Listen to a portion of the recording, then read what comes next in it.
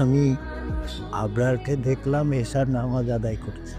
কি বলো, আমাদের আবরার? বাহ, এটা তো খুবই ভালো সংবাদ।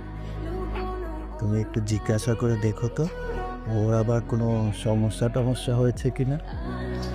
তুমি এসব নিয়ে চিন্তা করো না, আমি ওকে জিজ্ঞেস করব। ঠিক আছে, তুমি বসো।